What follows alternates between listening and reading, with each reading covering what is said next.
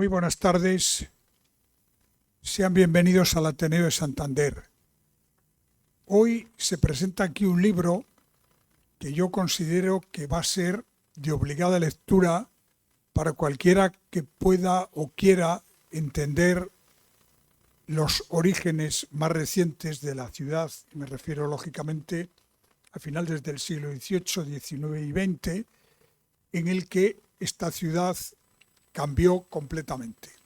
El libro que hoy se presenta, que está escrito por Alfredo Medina Saiz, que nos acompaña aquí y que es un ilustre profesor de la Universidad de Cantabria, que ha hecho un trabajo realmente meritorio de investigación, porque el libro, además de que tiene un texto muy bien, muy didáctico, muy explicativo, tiene unas fotos que algunas posiblemente sorprenderán a los santanderinos cuando veamos pues las fábricas que han desaparecido, los bancos o cajas de banca que aquí había, etcétera, etcétera. Y además están aquí con nosotros dos personas que conocen muy bien el presente de lo que aquí se cuenta como historia y que son el presidente del Colegio de Economistas de Cantabria y el presidente del Colegio de Arquitectos. Y me refiero lógicamente al presidente de Economistas de Cantabria, que es Fernando García Andrés, que está aquí con nosotros, y Román San Emeterio, que es el decano, no presidente, y el cargo es decano del Colegio de Arquitectos de Cantabria.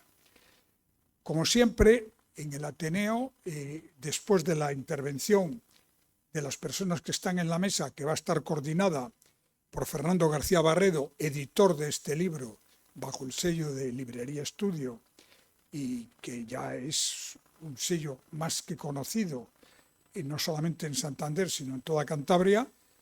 Como les digo, después de la intervención, ustedes tendrán la oportunidad de hacer las preguntas que consideren oportunas y, por supuesto, comprar el libro que se está vendiendo en la entrada, que estoy seguro que el autor firmará cuando se termine esta presentación.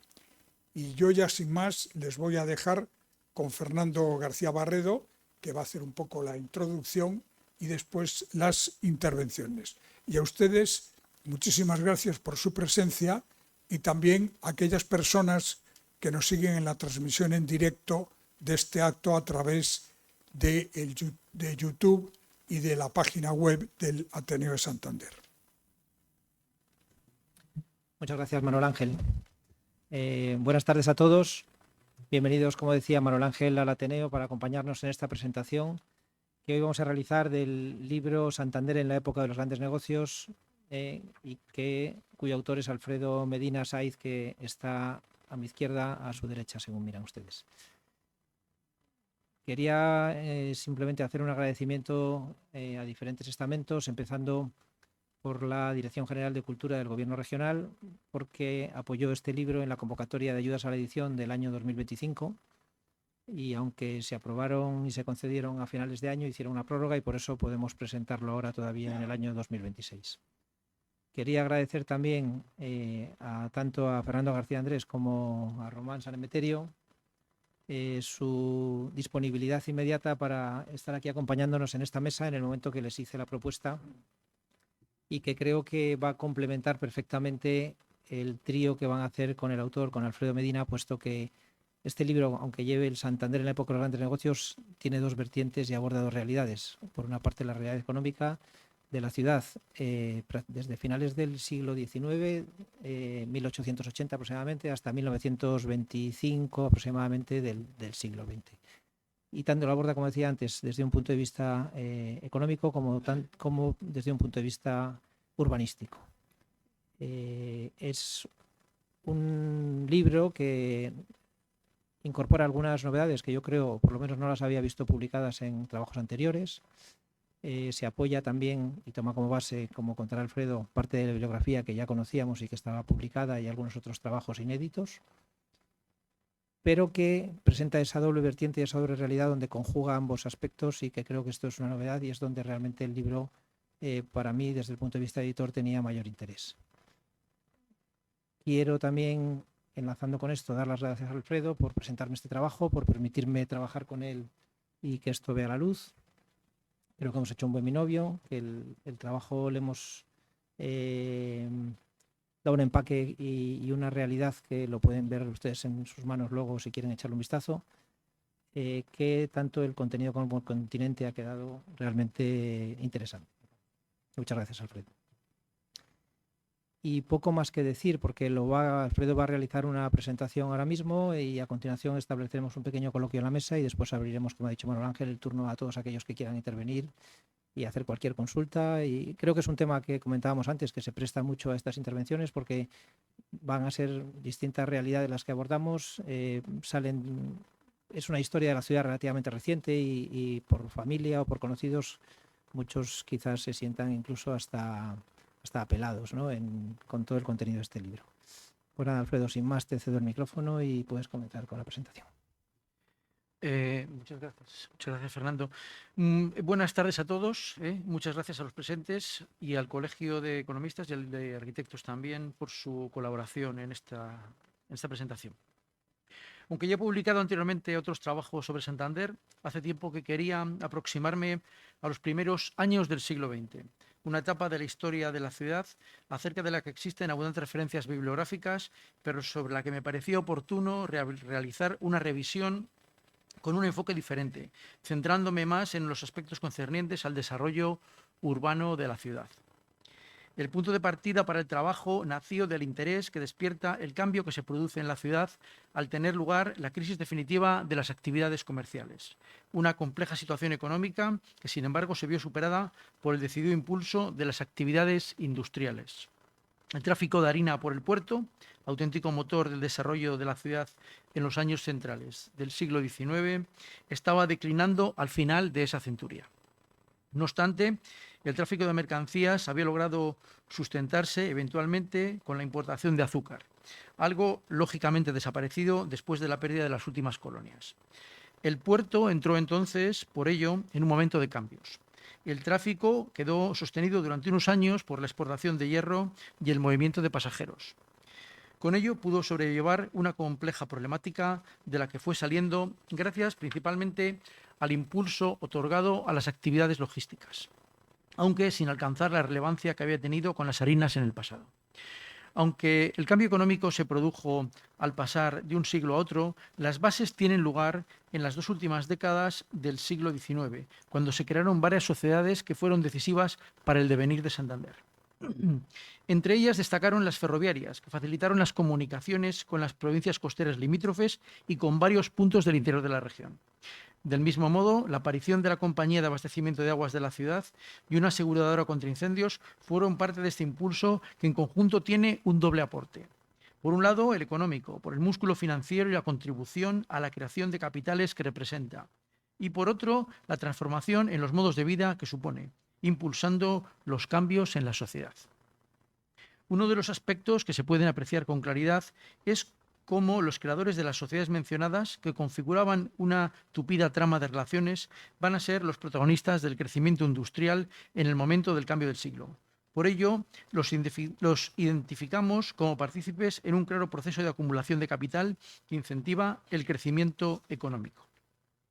La clave de la expansión económica del siglo XX son dos empresas con gran trascendencia para la ciudad. Una financiera, el Banco Mercantil, y la otra industrial, dedicada a la siderurgia, Nueva Montaña, creadas prácticamente las dos al mismo tiempo, con algunos accionistas comunes. Su nacimiento implicó un catalizador para la economía de Santander, que estaba surgiendo como una de las de mayor pujanza económica dentro del panorama nacional de principios del siglo XX, en el marco de una modernización en el conjunto de sus actividades productivas.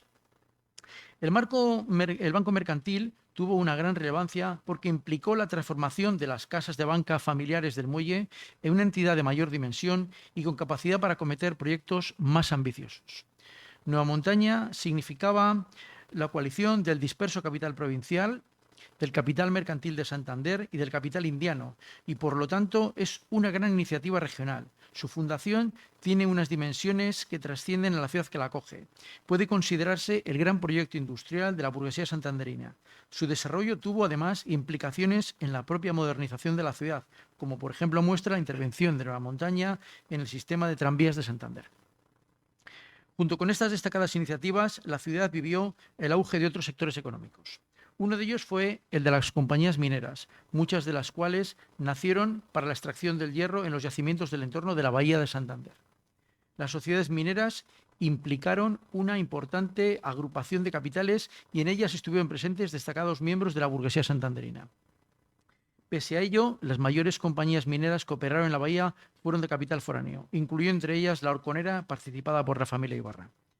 El otro gran sector económico fue el de las compañías navieras. Dentro de las mismas he centrado mi atención en aquellas de las que he podido localizar memorias anuales, donde en todo caso se encuentran algunas de las más destacadas. Todo este entramado de sociedades volvió a dar a Santander una dimensión cosmopolita, volcada al exterior, destacando los vínculos con el entorno atlántico y especialmente con el Reino Unido, donde se construyeron algunos de los barcos propiedad de las navieras. Si los antiguos escritorios del muelle habían extendido sus relaciones con el exterior mediante el comercio, los industriales del siglo XX continuaron ampliando sus horizontes. El desarrollo industrial alcanzó a otros sectores. Especial importancia tuvo el cervecero, dentro del cual ya existía la empresa La Cruz Blanca y a la cual se unió la sociedad La Austriaca, que fabricaba una cerveza de baja fermentación. La unión de ambas en 1917 dio lugar a Cervezas de Santander, que llegó a convertirse en una gran empresa dentro del sector cervecero español durante aquellos años. La Austriaca se creó a finales del siglo XIX por parte del grupo de empresarios que estaban participando en las otras iniciativas económicas de la ciudad, además. De la misma manera, tuvo gran importancia la Sociedad Electra de Viesgo, que nació a principios del siglo XX en el mismo marco temporal que otras compañías, aunque fuera de la provincia. En ella entró el capital santanderino tras una reorganización accionarial que tuvo lugar en los primeros años de su existencia. Posteriormente terminó por domiciliarse en la ciudad y es desde entonces una de las empresas más importantes de Cantabria. Fuera del ámbito industrial, las propiedades y hoteles dedicadas a las actividades turísticas en El Sardinero, pertenecientes a la familia Pombo, pasaron a estar englobadas en la sociedad El Sardinero. Se consolidó esta empresa como uno de los elementos esenciales de la actividad económica de la ciudad. La mayor parte de las sociedades mencionadas que protagonizaron el cambio económico de Santander a principios del siglo XX participaron en un ciclo económico que tuvo su final apoteósico en los años... Participaron en un ciclo económico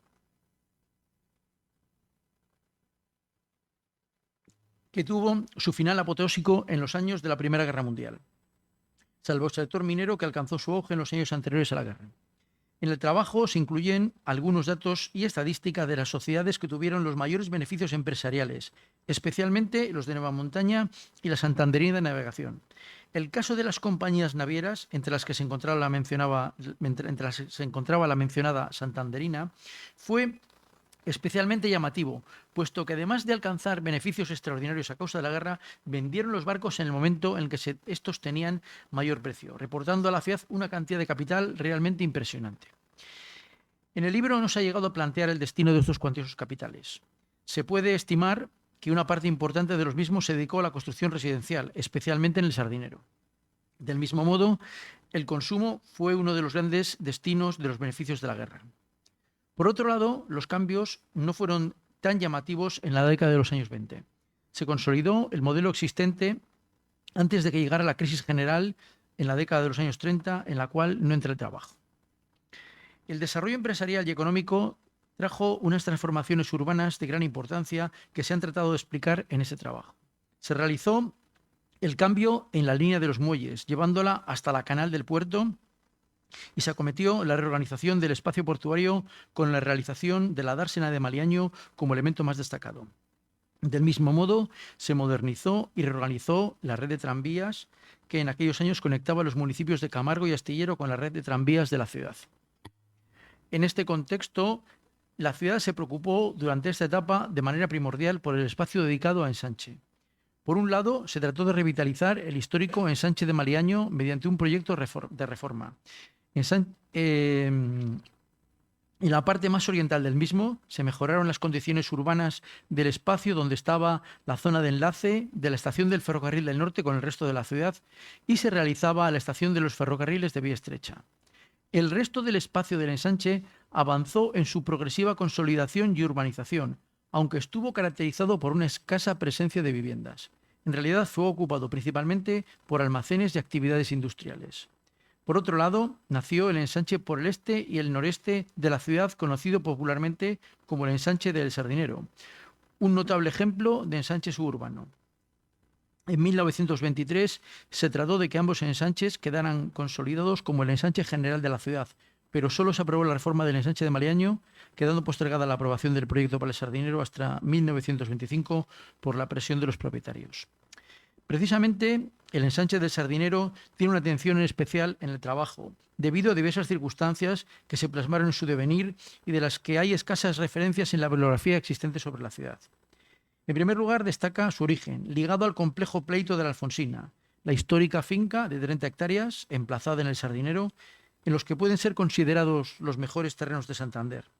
El definitivo desbloqueo del litigio coincidió con el inicio de los trámites del proyecto de ensanche y está ligado al mismo. La solución al problema de la finca fue vista como una oportunidad para reordenar toda la parte oriental de la ciudad. El resultado fue la configuración de un espacio en el que sectores de la burguesía de la ciudad instalaron su residencia permanente. El Sardinero experimentó una profunda remodelación de sus edificaciones. La liberación de los terrenos de la Alfonsina permitió la realización de algunas de las construcciones más destacadas de la ciudad, muchas de las cuales aún siguen en pie como testigos de la época de la ciudad que este libro trata de relatar y en cuyo contexto surgieron. Por otro lado, las propias construcciones del Sardinero histórico, surgido de la mano de la familia Pombo, unas décadas antes, fueron igualmente remodeladas, adoptando en muchos casos su configuración actual. Dentro de este proceso constructivo fueron claves los años de la Primera Guerra Mundial. Fue el momento en el que las intervenciones tanto en la antigua finca de la Alfonsina como en el centro de Sardinero tuvieron su auge. Esta realidad enlaza de manera evidente el ciclo económico con el constructivo y permite caracterizar con claridad este espacio como el propio de la alta burguesía de los negocios enriquecida con la guerra. Todo ello dentro de un ciclo económico identificable también en el panorama nacional. Santander cobró un papel importante, como el de otras ciudades españolas, que acogieron a los refugiados económicos, deseosos de gastarse su dinero durante los años de la Gran Guerra. La España de los años 20 también se vio afectada por las consecuencias de la Primera Guerra Mundial, principalmente en los modos de vida y en sus comportamientos y actitudes, algo en lo que también influyó, sin duda, la pandemia de gripe. Santander había tratado de introducir reformas en el espacio central y las áreas englobadas en la normativa de los ensanches durante las 2 primeras décadas del siglo XX. Sin embargo, del cambio resultó una mirada hacia el oeste para atender las demandas de los menos favorecidos. Se vio la necesidad perentoria de vivienda en la ciudad, que las iniciativas de los años anteriores, más propias de una visión caritativa, habían estado lejos de solucionar. Los proyectos de los años 20 tampoco lograron solucionar el problema, pero fueron más ambiciosos y estaban diseñados dentro de un conjunto de iniciativas más consistente. También se produjo una expansión del espacio hospitalario y educativo en la ciudad, igualmente desarrollado de modo principal en la parte oeste, una buena prueba del cambio que ahora pretendía atender las demandas de la sociedad. El último capítulo, dedicado al problema de la vivienda, parece que nos lleva a los tiempos actuales. Las familias instaladas en cuartos con derecho a cocina estuvieron muy presentes en esta época. El problema de la vivienda fue una de las grandes cuestiones de este periodo y no llegó a solucionarse. En este capítulo se trata de ver cómo se desarrolla la construcción de viviendas en el marco de la legislación de casas baratas. Se incluye el papel de los grupos de vivienda que no estaban entre las intervenciones de este tipo de promociones, pero que pueden englobarse si queremos prestar atención a una visión general. Antes de finalizar, quiero hacer un breve comentario. Hace unos años, antes de realizar ese trabajo, había pensado que el estudio de esta etapa de la historia de la ciudad podía tener algún interés para entender la misma. Ahora queda en manos de los lectores la decisión de si fue acertada la elección y la ejecución del proyecto. Muchas gracias.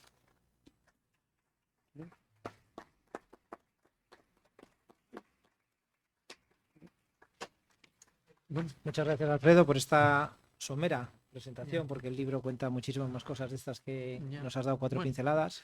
El libro es resultado de trabajo de bastantes años de investigación, de recopilación de datos, de lectura de prensa, de consulta de archivos, como decía antes, también incluso de lectura de esquelas para ver cómo estaban los parentescos familiares. Comentábamos también antes de acceso a nuevos protocolos notariales que han quedado liberados después de 100 años y que hasta ahora pues tampoco estaban muy investigados, y Alfredo ha estado consultándolos para poder sacar más datos que aclararan o aportasen información en este trabajo. Y creo que lo que vamos a estar comentando ahora en la mesa va a poner determinadas notas de interés en ciertos aspectos de los dos connotaciones económico y urbanística que hemos comentado. Así que cuando queráis podemos empezar cualquiera de los dos. Si queréis hacer algún comentario, alguna pregunta, y vamos charlando los tres.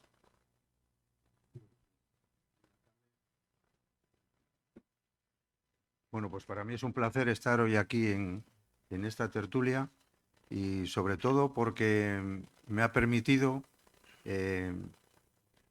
fundirme más con la historia de Santander en este periodo que va de 1880 a 1920, que es una época en la que verdaderamente hay unos cambios económicos importantes por la pérdida de las colonias, el declive del puerto y el cambio de un modelo que estaba circunvalando el puerto hacia un modelo industrial. Y por lo tanto, bueno, pues aunque luego después la actividad económica en la ciudad se vio mucho más condicionada a partir del incendio de 1941, que eso cambió mucho la estructura productiva de la ciudad, yo creo que el periodo que se recoge es lo suficientemente interesante como para leerlo y imbuirse en el documento. Yo quería hacer un breve comentario y luego ya después pasamos a las preguntas o al coloquio que os parezca. El trabajo, en mi opinión, ofrece una síntesis sólida y bien articulada sobre las transformaciones económicas y urbanas de Santander a comienzos del siglo XX. Para mí, uno de sus mayores aciertos es la capacidad que ha tenido de integrar economía y urbanismo dentro de un mismo relato. El autor no se limita a describir solamente los cambios estructurales, como es la industrialización o la reorganización del puerto, sino que los conecta con la evolución del espacio urbano, las infraestructuras importantes y las dinámicas sociales. Esta visión global lo que permite es entender Santander como un sistema complejo en transformación, algo especialmente valioso desde una perspectiva historiográfica. En el plano urbano, en mi opinión, el texto es detallado y preciso. Quizás en algunos pasajes resulta denso, pero bueno, eso yo creo que es valioso, especialmente en la descripción de los ensanches y en los proyectos urbanísticos. En conjunto, y para terminar, yo diría que se trata de un trabajo bien documentado y coherente, que destaca por su amplitud y capacidad de síntesis, pero que ganaría fuerza quizás a lo mejor con un enfoque más crítico, ¿vale?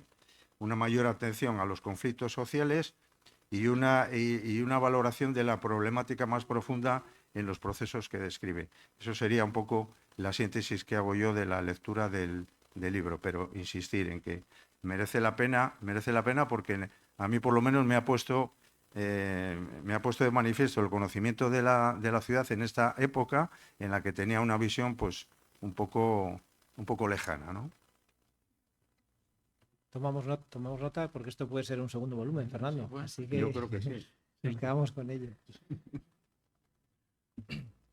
A mí me ha parecido muy interesante algo que el libro hace, y que es algo que cada vez que me toca contar un edificio o una ampliación urbana o un lugar, o sea, ya sea urbanismo o construcción o arquitectura, siempre es vincularlo al momento en el que eso se hace. Es decir, los edificios no están ahí que de repente caen y por generación espontánea salen. Son el resultado de nuestra actividad humana, siempre. La actividad humana es de muchos tipos y la economía es la que ha hecho principalmente como motor para todas estas edificaciones. Y creo que eso es interesante, fundir en un solo documento, en un solo volumen, toda esa información, porque ha habido informes e estudios económicos muy profundos sobre la economía de Cantabria en este y en otros periodos.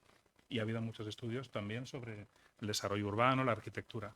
El acercarlos de esta manera creo que es muy interesante y acerca al conocimiento, en realidad, a percibir por qué las cosas pudieron ser, por qué las que no fueron, no fueron. Es decir, creo que nos da más claves para entender incluso aquello que decíais, que son lugares muy emblemáticos de nuestra ciudad y algunos que todavía que no lo son tanto y que a lo mejor la lectura pues, puede hacer que sean descubiertos por todos nosotros. Y luego hay una segunda vertiente que la apuntaba en la última parte de su intervención Alfredo, y es el vínculo con el hoy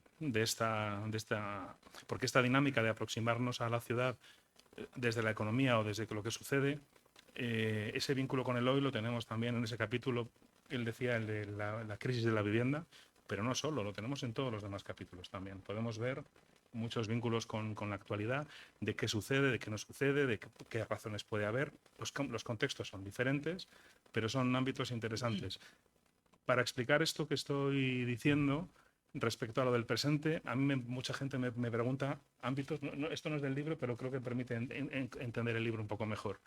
Se está quedando Santander, y pongan la capital de provincia o la localidad que ustedes quieran, vacían, ya no hay comercios, la gente no abre comercios, no abre actividad, qué pena, qué tal. Digo, bueno, qué pena, digo, pero ¿cuánto hace tú que no ibas a tal sitio cuando cierra pues hace mucho? Digo, ya, pero tú piensas que estas calles, esta disposición, hasta este urbanismo en el que las casas se construyen todavía hoy en los planes generales vigentes, con zonas comerciales abajo en las ciudades y edificaciones a lo mejor de plantas de piso, eso ahora mismo pues está cuestionado, porque la ciudad está evolucionando.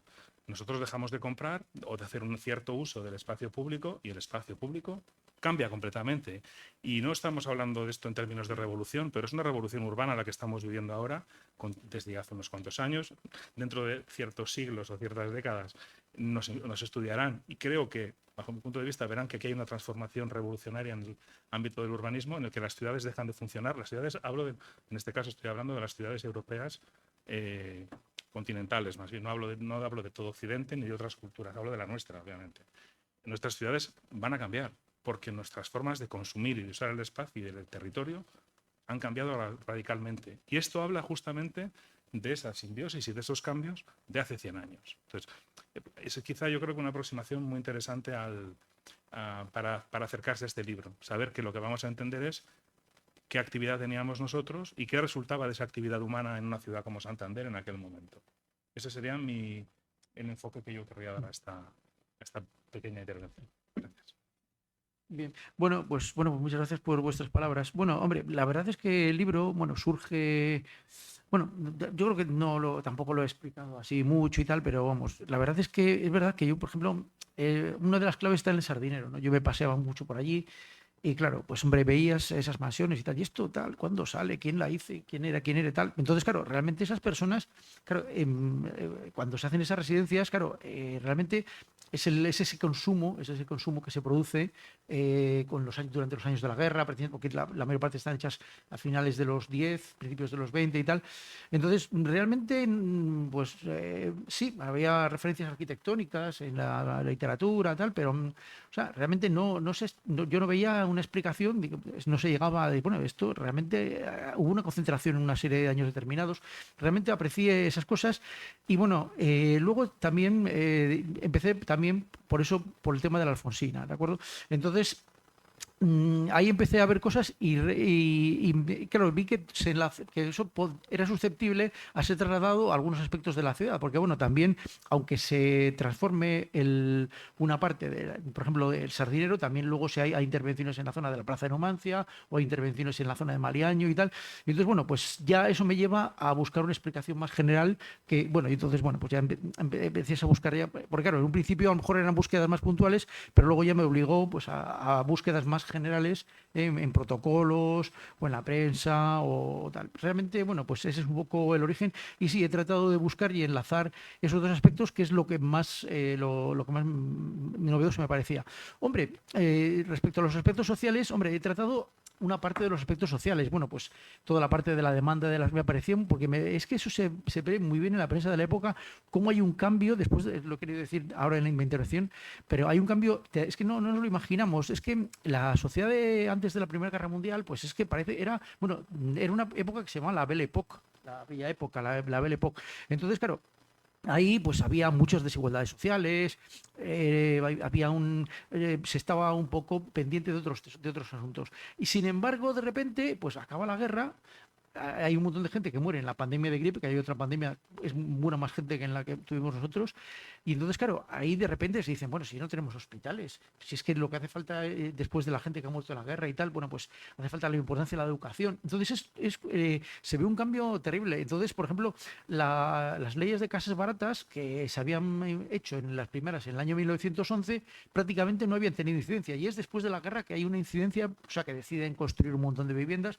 Ahí viene, bueno, entonces ahí aparecen todos los grupos que yo los trato de mencionar y tal. Y bueno, ese es otro aspecto. O sea, también creo que he querido dar una vertiente social. Hombre, es verdad que la parte más socioeconómica, bueno, pues no he hecho, es verdad que igual no he hecho un análisis de los grupos sociales característicos. Yo creo que eso exigía un trabajo más en profundidad o específico. Y bueno, pues realmente, bueno, pues ya, bueno. Hombre, yo creo que yo lo que quería hacer principalmente era esto, un poco principalmente lo que he hecho, ¿de acuerdo? Y bueno, no sé, también bueno, pues la verdad es que este trabajo, bueno, pues claro, hombre, al final, bueno, yo pues también doy clase y tengo que hacer mis cosas y tal. Y entonces, bueno, pues he tenido momentos en los que pues no puedes hacer nada y luego en la vida te pasan un montón de cosas personales y tal. Hay momentos que no puedes hacer nada y otros en los que, bueno, pues tienes algo más de tiempo y le das un pequeño empujón y tal. Pero bueno, aún así he podido irlo completando. Por poner un poco en contexto a la gente, porque igual hemos soltado una batería de ideas y de conceptos. La estructura del libro, la primera parte aborda todo el tema económico, aborda cuál era la realidad de Santander en ese momento, cómo Santander en esos finales del 19 va desarrollándose, surgen nuevas iniciativas y hay nuevas empresas que se van consolidando, hay sectores que no estaban presentes y toman una fuerza y una importancia muy, muy relevante. Se estudia también cuál era el capital que había en dichas empresas, cómo se observa que está interrelacionado, es decir, que hay unos grupos económicos de poder o con mayor importancia que están presentes y se van rotando y turnando su presencia en casi todas estas consejos de administración y son propietarios de las mismas, y cómo también esas mismas personas a su vez son los que ocupan cargos sucesivamente en estos años en el Ayuntamiento de Santander, bien como alcaldes, bien como diferentes concejales, con lo cual se crea un pequeño oligopolio o una endogamia público-privada en este sector, pero que realmente, bueno, puede tener sus frutos porque se crean unas empresas muy relevantes, como ha comentado antes, tanto en el sector de siderúrgica, banca y navieras, que están perfectamente posicionados en esa primera línea cuando España queda neutral en esa Primera Guerra Mundial y realmente esos negocios explotan y es cuando hay un retorno de capitales muy interesante en la ciudad. Quizá ese retorno, como decía Alfredo, aunque no está tampoco muy trazado, hay una trazabilidad exacta de ese dinero, pero sí se intuye que puede revertir en este desarrollo de propiedades. En un segundo momento del libro se aborda todo el desarrollo urbanístico de Santander en paralelo a estos años, a estos 45 años más o menos donde se centra la obra, y tiene un capítulo muy importante, como decía él, bueno, los desarrollos de los planes de barrios obreros, con todo el plan de casas baratas y a nivel nacional, pero también lo ha mencionado y a mí me gustaría que incidieras un poquito más en el tema de la Alfonsina, que hicieras una pequeña exposición, cómo se encontraba, qué es la Alfonsina exactamente para que la gente lo sitúe, cómo se encontraba quizá en ese momento y qué pleitos hubo y por qué esa zona de la ciudad tenía o ha tenido tanto interés luego en el desarrollo del Sardinero. Bueno, es verdad que no lo he encontrado en mi intervención. Vamos a ver, la finca de Alfonsino es una finca, bueno, aparece en los planos con su emplazamiento y tal, de unas 30 hectáreas. Es una finca que empieza más o menos hacia la mitad de Pere Galdós y llega prácticamente hasta el final. Las calles empiezan desde el ayuntamiento, o sea que caminas un poco desde el Alto de Miranda y llegas a... De hecho, en el libro hay una fotografía del muro de la finca que todavía se conserva. Y luego desde allí llega hasta el mar. O sea, desde Pere Galdós llegas por un lado hasta el mar y por el otro llega hasta lo que se llama la calle Joaquín Costa, lo que se llama popularmente la Cañía. Entonces, claro, es gigantesco. Es donde está pues la casa de Pardo, la casa Pardo. Sí, aquí lo ven. Pues mira, aquí lo ven ustedes, ¿de acuerdo? Entonces es esto. Aquí estaría el Hotel Real, al lado de él está la casa Pardo, todas las casas que hay en Reina Victoria, y luego todo lo que hay entre Pere Galdós y la Cañía, que es, bueno, pues hay una cantidad muy grande de chalés, de manzanas, de tal. Entonces, esta finca, el ayuntamiento la adquirió junto con la Diputación para regalársela a Isabel II y se la regalaron en 1862. Ese año, bueno, pues inicialmente estaban pensando hacer un palacio como el que luego se hizo en la Magdalena. Entonces lo que ocurre en el 68 es que cae la monarquía, porque hay una revolución, la revolución del 68, y entonces la Junta provincial, la Junta que se forma de pues, los que hacen la revolución, expropia en la finca, porque claro, como es de la reina, claro, que la echan y tal. Entonces lo que ocurre es que el Estado, cuando cae en manos de la Junta, el Estado lo considera bienes propios o bienes comunes, es decir, bienes afectos para ser desamortizados. Y entonces inicia un proceso de desamortización. Entonces, la desamortización se realiza, se divide la finca en 19 lotes y los vende en el año, principalmente en el año 71, 72 y 74. En el 73, durante la Primera República, no se vende nada. Entonces, el ayuntamiento, claro, dice que no, que bueno, que sí, que la finca pues no es para la reina, pero que será para ellos. Y entonces empieza una reclamación, el Estado dice que no, que ya lo ha vendido, vende los lotes, y entonces empieza un proceso judicial que el ayuntamiento gana. El ayuntamiento gana el procedimiento y se considera que la finca era de la Junta Local de Santander revolucionaria, y es decir, que tenía que pasar al ayuntamiento o tal. Entonces, el tribunal ordena la devolución de la finca al ayuntamiento. Pero claro, el Estado ya no puede devolver nada porque no es propietario de nada, ya lo vendió hace 10 años antes. Porque claro, el pleito, como es España, se soluciona en el año 85 o por ahí, 80 y tal. Y viene la fecha en el libro. Entonces, ahí empiezan un proceso de negociación, tal.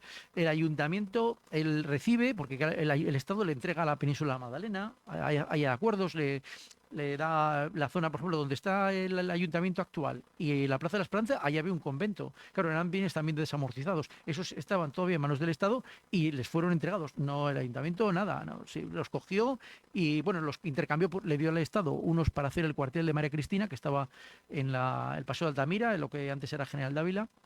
El Paseo del Alta, bueno, es decir, pero no se soluciona y entonces el pleito está estancado durante cerca de 40 años, hasta que, bueno, ya a principios del siglo XX, el Estado saca un Real Decreto y dice que no, que la finca no se puede que no se puede devolver, tal. Y entonces esto es lo que, claro, el ayuntamiento tiene que ceder y entonces, bueno, ya se inicia todos los trámites para dar de alta todas las parcelas y tal. Sí, ponlo otra vez. Sí, no, en el anterior es este, sí.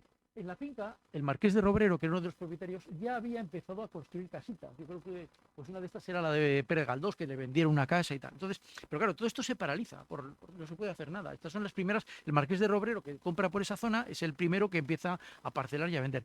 Y entonces, bueno, pues esto es lo que lleva entonces, cuando ya el ayuntamiento, ya en el año 12 o 13, va a firmar el acuerdo con los propietarios, hay un alcalde que se llama Pedro San Martín, que tiene una calle bastante larga así en la zona de los juzgados, y este es el que decide, bueno, pues vamos a hacer un ensanche aprovechando que tenemos todo ese terreno allí, porque además está toda la zona entre la Alfonsina y San Martín, que era una zona industrial. Luego estaba la posibilidad de reordenar los terrenos del Sardinero, incluso realizar la expansión más al norte hasta la segunda playa. Y este es un poco el origen de este proceso urbanístico yo creo que fue uno de los orígenes del trabajo. Lo que pasa es que, claro, como abarca tanto de la ciudad, me planteé rápidamente extenderlo a otros aspectos.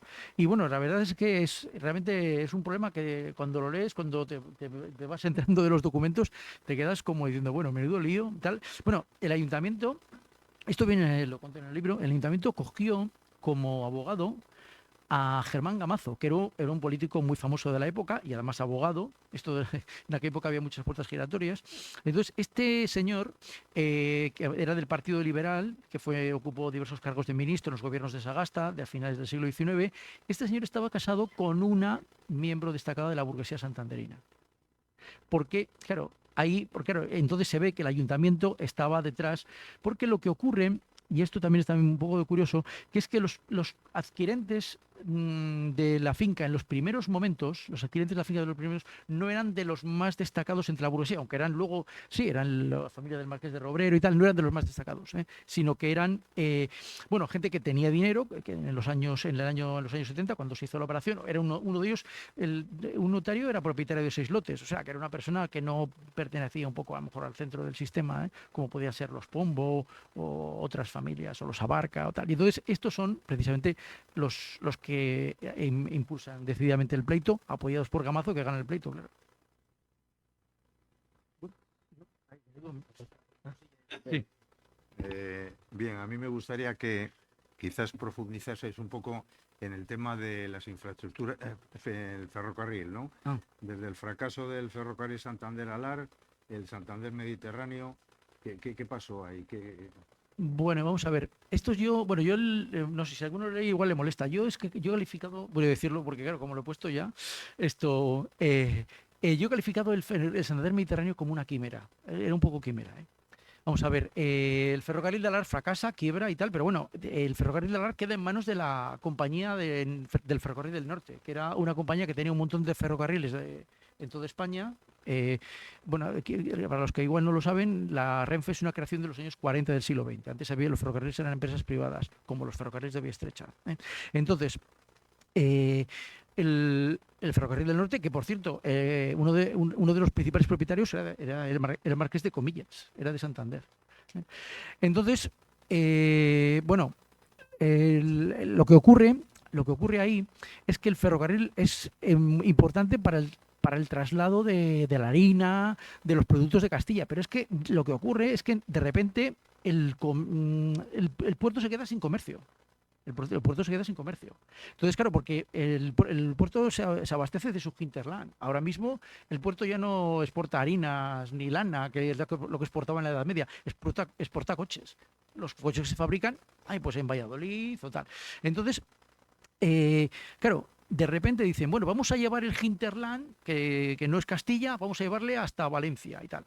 Entonces, realmente es un poco una idea que surge porque no sabían por dónde tirar.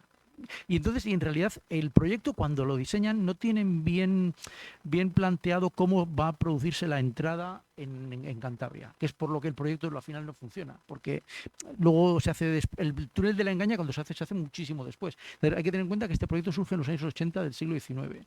Entonces, primero intentan meterlo en diversos, viene un poco explicado el proceso en el libro, en diversos proyectos nacionales y tal. Bueno, y realmente además es que, hombre, atraviesa unas zonas que no están muy pobladas también.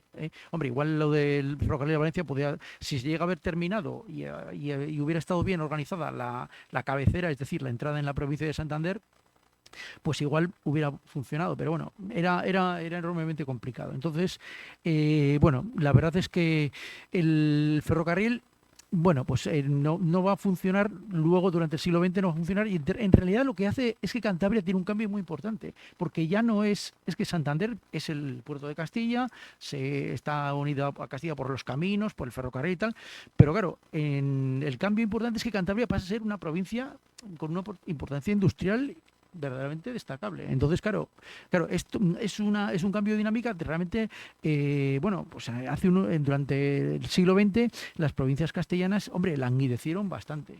Provincias como Burgos, Palencia, eran ciudades que languidecían bastante. Y entonces, ahora van bien. Y el puerto de Santander efectivamente va muy bien, pero Pero claro, el momento ese en el que el puerto pues no tenía suficiente llegada de ejemplares, bueno, pues es un problema provocado por eso, por la decadencia del hinterland.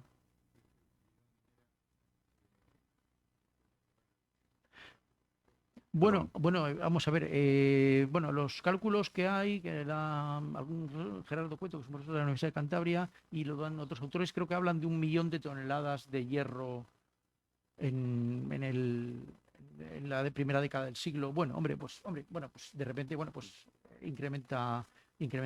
Las empresas, ya lo comenté, las empresas de Cantabria, aunque se crearon como 10 sociedades, se llevaron la peor, vamos, no es que se llevaron tuvieron las menores dimensiones de la extracción. Y la mayor parte cayó en manos de compañías británicas, sí. Británicas. Principalmente una de ellas es la Horconera, que era de los Ibarra también. Entonces, bueno, pues bueno, es que cuando cae la entrada de azúcar, bueno, pues de repente empiezan a sacar hierro. Bueno, pues mantienen un poco el ritmo y luego, bueno, pues también hay un tráfico de pasajeros, porque ya sabéis cuando se ponen en marcha los grandes barcos de la transatlántica que hacen Cuba y hacen México y estos puertos. Y bueno, pues hombre, el puerto no se queda sin actividad, ¿eh? Hombre, es una ciudad portuaria importante. Pero vamos, pierde la actividad, la gran actividad que tuvo en el siglo XIX. Luego toda esta actividad fabril, industrial, económica, comercial, lo que hace es que la ciudad atrae gente y crece en población, y de ahí ese capítulo en el que hablas de la dificultad en encontrar vivienda en la ciudad, ¿no? Hay algunas notas que yo no las voy a revelar porque cuando las vean les van a gustar, porque hay datos muy concretos que me cuesta no contarlos, ¿eh?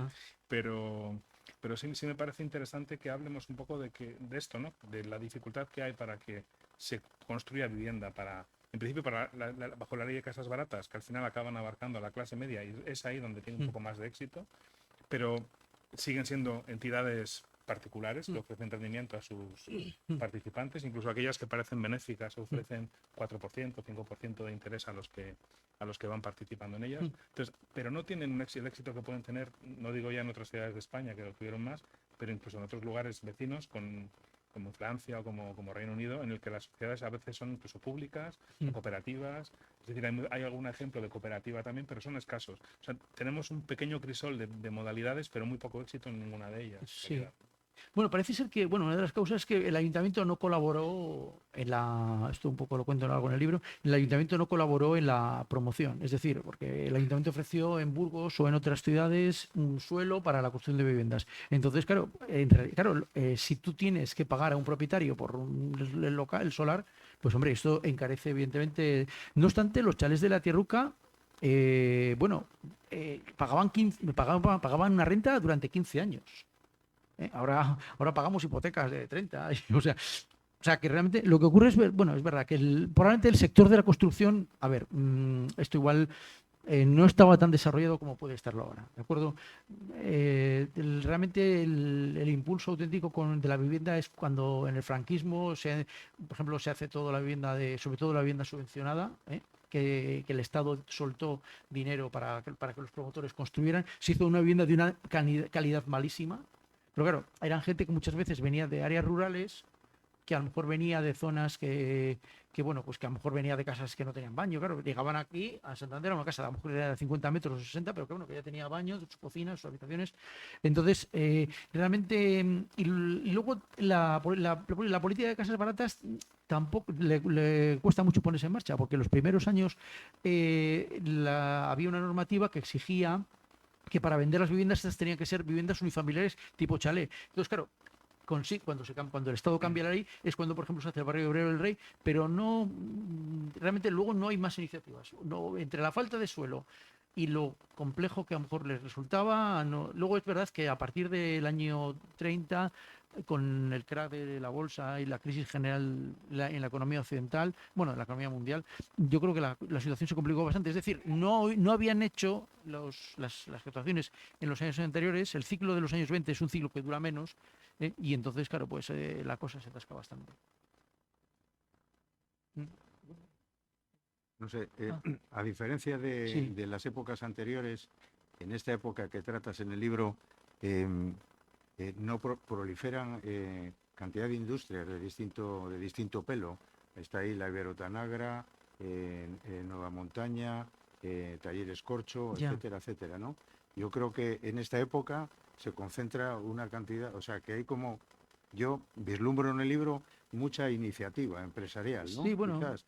Tampoco he estudiado las épocas anteriores, pero a lo mejor comparado con el final del siglo, pues sí veo que en esta época que has tratado en el libro, por lo que describes, todo del ámbito comercial, la Cruz Blanca, todas estas cosas que todas están Sí. fundadas en este periodo. Yo creo que igual probablemente se debe a la evolución del capitalismo, ¿no? La tendencia a la concentración, que, bueno, a ver, la verdad, por ejemplo, este famoso, yo siempre veo el mapa, siempre me acuerdo del mapa de la cerveza en España, por comunidades autónomas y la cerveza que domina en cada comunidad, ¿no? Siempre lo cuento. Entonces, claro, hombre, pues al final estas pequeñas empresas, por lo que sea, bueno, ahora, y luego, claro, luego ahora, por ejemplo, eso, bajo el mundo de las cervezas surgen empresas, pero son muy pequeñas, ¿de acuerdo? Son ya las independientes, las que tienen las producciones masivas son, bueno, pues las que resultan como más, las que acceden más cómodamente a los créditos de la banca, digo en el sistema actual, ¿de acuerdo? Entonces, por eso muchas veces el pequeño productor, ahora, actual, pues claro, realmente montar una empresa a lo mejor pues, resulta complejo. Luego también, igual, hay complejidades en el sistema productivo. No, bueno, no sé, es complicado seguirlo. De todas maneras, es verdad que eran una gente que eran algo diferente, parece que eran más emprendedores o estaban más dispuestos a afrontar iniciativas, había más diversificación. Hay una cosa que, hablando un poco de esta burguesía santanderina, esto no lo mencioné, pero estuve a punto de mencionarlo en el libro. Vi una vez una cena que se celebró en un sitio que, bueno, igual los más mayores saben lo que es, que era la Sociedad Recreativa de Santander, o así, un sitio que estaba en el Paseo Pereda. No sé si a alguien le suena esto. Bueno, había en el Paseo Pereda, donde ahora está el Banco Santander, del Banco Sabadell, cerca, ya pasado el Suizo, el Circo de Recreo. Es Circo de Recreo. Entonces, bueno, ahí por lo visto, en el año 20, se celebró una cena, bueno, que yo vi el menú y todo, todo comiendo de cine y tal, esa gente. Entonces, en esta cena, pues prácticamente estuvieron pues gran parte de las personas mencionadas en el libro. O sea, gran parte de los industriales, tal, incluso otros de menor importancia. Asistieron como unas 50, 60 personas. Es decir, bueno, no sé, había una buena sintonía entre algunos de ellos y tal, incluso. Y entonces, bueno, pues, y desde luego que sí que eran emprendedores. Luego es que me llama la atención porque citas, por ejemplo, bueno, la creación del sector banca y seguros, Ya. el Banco Mercantil, el Banco Santander, la Providencia, que luego desaparece porque la absorbe la Unión y el Fénix, me parece que es. No, es la alianza. La alianza. La alianza, Ah, sí. bien. Sí. Hombre, es que, claro, bueno, al final, bueno, lo que pasa es que eso es lo que pasa, claro, que se crea una empresa, una sociedad de seguros, claro, al final no hay tanta, es verdad que sí se crean, pero no hay tanta variedad. Y luego también, por ejemplo, en ese caso y en otros, por ejemplo, también está la importancia de algunas personalidades. Por ejemplo, este González Camino, bueno, es que este hombre, llama la atención por la cantidad, vamos a ver, es que hay que pensar que este señor en el año 99, en el 1999 y en el año 1900 no salía del notario, ¿eh? Es que tal día el notario, es que vas y no, voy al notario, es que está, no, es que claro, además estas sociedades constituidas ante notario, pues claro, pues es que igual va 15 o 20 veces. O sea, no. Entonces, este hombre muere en el año 4 y entonces los que continúan, sí, es un miembro de la familia Huidobro que continúa con la Santanderina, pero finalmente, bueno, con los seguros, y eso que era una compañía que tuvo, ya lo cuento en el libro, que tuvo muchos problemas por el incendio del Machichaco, por la explosión del Machichaco, claro, que tuvieron que pagar un montón de seguros, de tal, tuvieron que hacer una reducción de capital, luego hicieron una ampliación de capital y bueno, consiguieron sacar la alianza adelante, sí. Podemos dar paso si alguien quiere no sé hacer si también alguna intervención o pregunta, pues Ángel les acerca el micro.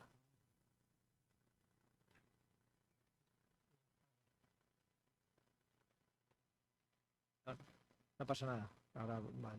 Bueno, qué trabajo. Mi felicitación. Qué trabajo. Yo creo que falta la aportación. No se trata nada. La alimentación y la pesca como actividad también de producir barcos de pesca y de conservas. pero sobre todo la alimentación en Santander.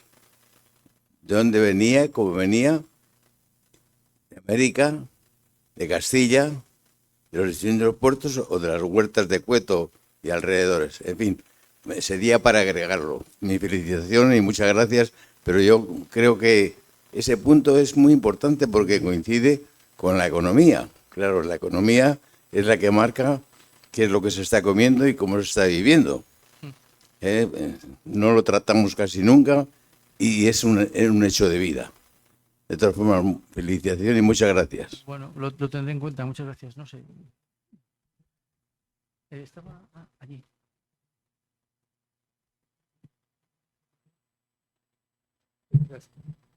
Es de momento una precisión sobre el tema del ferrocarril en Santander Mediterráneo. El problema de Santander es que ha sido siempre un puerto en competencia con Bilbao por el traspaís, es decir, por lo que llaman el Interland normalmente. De eso viene desde el siglo XVIII y aún antes, cuando en el XVIII se hace el camino real de La Rioja a Santander. Santander sale muy potenciado. Bilbao responde con un camino que financian ellos y que cuando vinieron los ingenieros ingleses del ferrocarril a construirlo, dijeron que estaban locos porque subirlo por Orduña era una locura, pero era el camino más rápido. Santander se queda entonces, cuando Bilbao entra en la Compañía del Norte, se queda un poco marginado, pero intenta buscar una solución formando una especie de combinado, como hacían los soviéticos. Es decir, combina las minas de hierro que tiene y su experiencia minera con el Mediterráneo, porque el norte lo tiene ya controlado Bilbao. Es decir, Bilbao controla perfectamente la exportación a toda Europa, pero sobre todo a Inglaterra, que es el consumidor principal.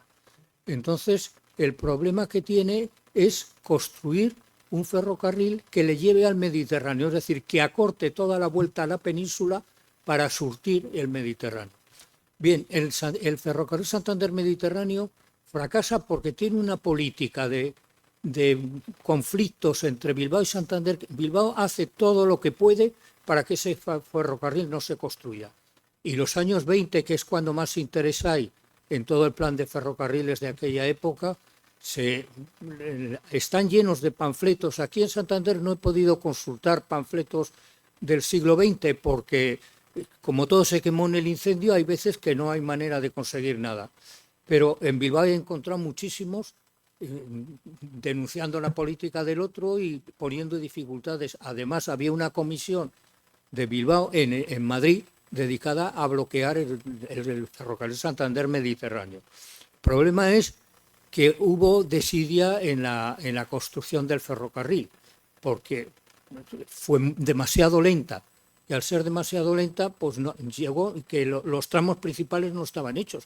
Es un poco la historia que ocurre ahora.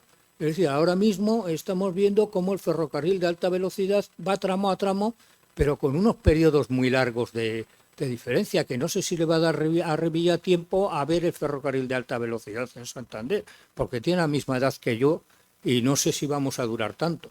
Pero el problema es ese: Santander no garantiza un Interland seguro, porque es Bilbao quien ha conseguido el Interland. El problema de las vías de comunicación y el problema de conexión con el transpaís es clave en la historia de Santander. A Santander, y ahora voy a otro tema, que son el proceso de evolución económica de Santander. A Santander tiene un momento de despegue importante, que es cuando en la Corona, que no se fiaba de los bilbaínos porque tenían contrabando en la aduana de Orduña y en la de Pancorbo, pues en el ferrocarril, Santander recibe de la Corona el puerto exclusiva para comerciar con América. Entonces, eso le impide a Bilbao ocupar ese espacio porque está privilegiado Santander. Eso es lo que le va a permitir desarrollar ese camino real, aprovechar el canal de Castilla que empieza a Alar del Rey, de ahí la importancia que todavía viene y todavía hablamos de Alar Santander, El canal de Castilla que empieza en Alar es el que transportaba las harinas que desde Santander se exportaban, pero es también la razón de que las fábricas de galletas se establezcan a lo largo del camino, porque de Santander viene el azúcar y viene la harina. Entonces es un mecanismo. Pero es ese negocio que está detrás de la expansión de Santander, expansión que es urbana, porque en el mapa de Coello viene el Santander con un ensanche a Van-la-Letre, antes de que aparezca el ensanche de Barcelona del año 60, antes de que aparezca el ensanche de Madrid del 57, el ensanche de Bilbao del 70 o del 70 y tantos, el de San Sebastián. Santander tiene un ensanche desde 1820 o 25 que se empieza a construir ahí, la orilla del mar. Es decir, es el plan Calderón que hizo el muelle y que plantea rellenar detrás y presenta un proyecto de ensanche. Y es un ensanche. Tiene luego, como se ha dicho aquí, varios, y eso lo pongo entre comillas porque creo que un ensanche debe tener un plan director y debe tener detrás un planteamiento teórico, es decir, lo que se llamaba en el siglo XIX una memoria de ensanche. Eso falta o por lo menos yo no he visto que lo haya en el caso de Santander y mucho menos en los demás. Es decir, hay un aprovechamiento casi parcelario del crecimiento de la ciudad en esas zonas. Sí hay una cierta normativa de cómo deben construir, porque se ve cuando pasamos por el muelle de Calderón cómo se responde a esa normativa, pero ni conexión con el resto de la ciudad ni otras cosas que se planteen claramente. Los ensanches ex post, que es los ensanches que aparecen, que se han mencionado, que aparecen después ya de los ensanches tardíamente, pues son tardíos, sobre todo el que tiene más fundamento, que es el ensanche que hay detrás de la estación, más allá de la estación, donde están entre las calles Castilla y las calles Marqués del Porto. Es decir, ese ensanche es lo único que aparece también sobre un relleno del mar. Pero en la época en que...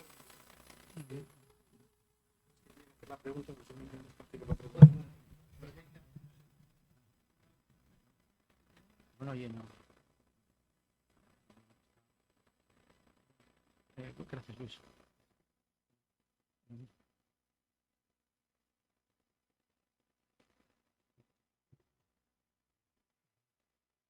Sí. Sí, buenas tardes. Yo quería felicitar a Alfredo por el libro. Gracias.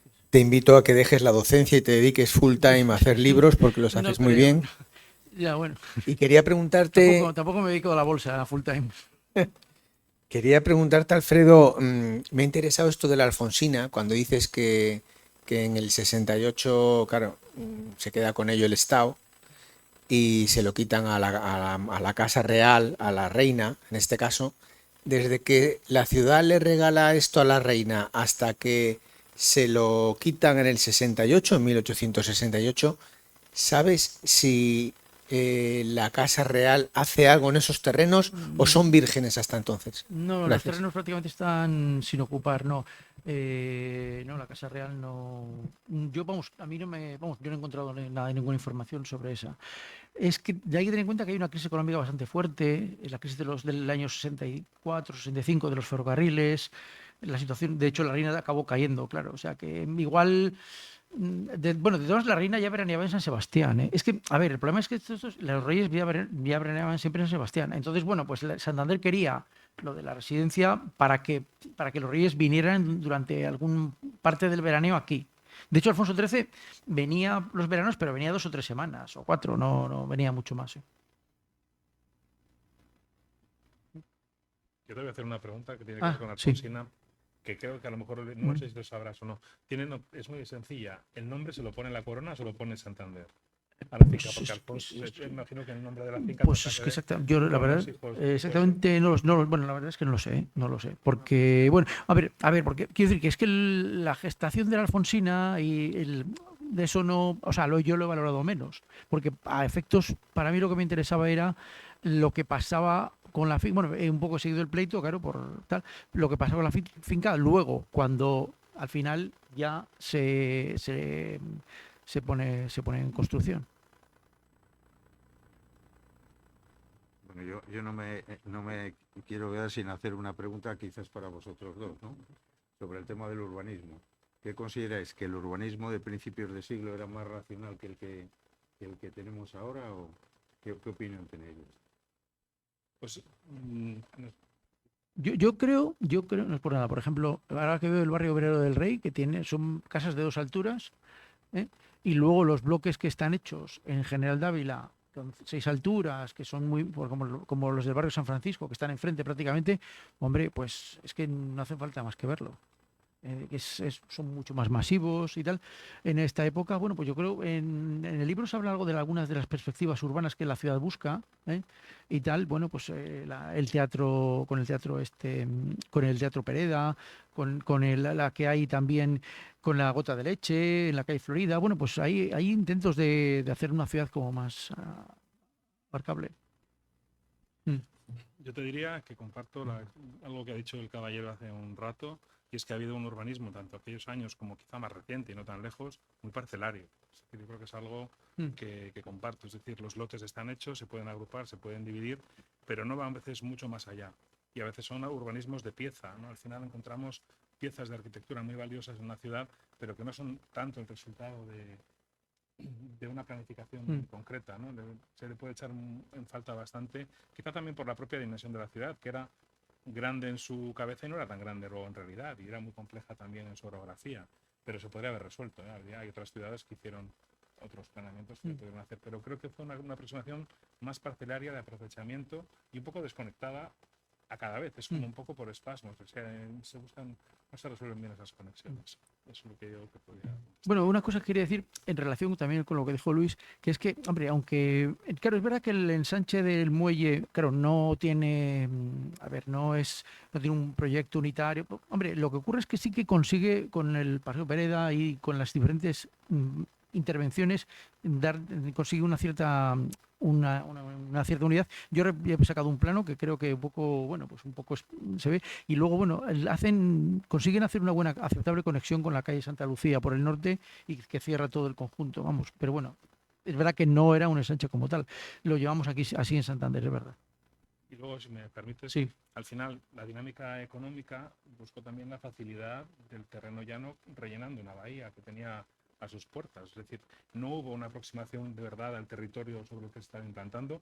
Ahí estaban las entrehuertas, ahí estaba lo que tú no denominas extrarradio sino suburbio. Sí. En tu libro no te gusta, a mí el extrarradio sí me gusta, pero me parece interesante. Pero es verdad que eso que es interesar la comodidad y el vínculo con el puerto, es decir, el puerto que no es ciudad es el motor también de la ciudad y de lo que sucede en ella. Entonces creo que hay una aproximación también muy cómoda en cuanto a las posibilidades que da la ciudad. Cómoda y práctica a la vez, porque la parte portuaria es siempre muy práctica.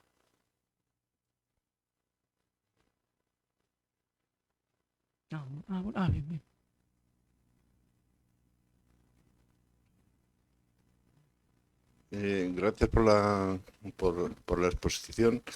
¿Qué densidad de población estamos hablando en esas épocas comparadas con esto? Bueno, hay unos... vamos a ver, Santander tiene en el año 1900 unos 50.000 habitantes. Y bueno, hay una tabla, bueno, no me he centrado mucho en la demografía, he hecho una tabla, llega a los 100.000 en el año 1940, más o menos ese es un poco el tamaño. Lo que es cierto es que el tamaño era relativamente importante para la época, porque hay que tener en cuenta que hay una serie de ciudades que es que hay muy pocas que superan los 50.000 habitantes. Estoy hablando de, bueno, aparte de las 7 grandes, de Madrid, Barcelona, Zaragoza, Bilbao, Valencia, Bilbao, Sevilla y Málaga, de las 7 grandes. Luego ya prácticamente las siguientes son pues Granada, Valladolid, o sea, son muy pocas. Entonces, algunas van incorporándose durante los años de estos, pero bueno, Santander sigue en un nivel bastante alto dentro de lo que llamamos la jerarquía urbana. Realmente la disminución de la importancia en población de Santander ha sido una cosa de los últimos 40 o 50 años. Hay que tener en cuenta que hace 45 años, en el año 80, Santander tenía 80.000 habitantes, ahora tiene menos. Y Burgos tenía 130.000. Y ahora tiene más que Santander, tiene más de 180, yo creo que tiene más de 180, por ejemplo, que por poner una ciudad que, bueno, pues eso, que era más pequeñita. Y vamos, de hecho, Santander llegó a ser del noroeste de España, después de Bilbao y Valladolid, la más importante, y ahora, bueno, pues es que yo creo que la mayor parte son más grandes que ella, en número de habitantes. Pues yo creo que podemos cerrar aquí esta intervención para dejar un rato también a la gente que quiera que le dedique ese libro y hacerte alguna consulta y que charles con ellos unos minutos. Gracias a Fernando García Andrés, a Román Sanemeterio, por supuesto a ti, Alfredo, gracias al Ateneo y muchísimas gracias a todos por su atención. Gracias. Bueno, pues nada, bueno.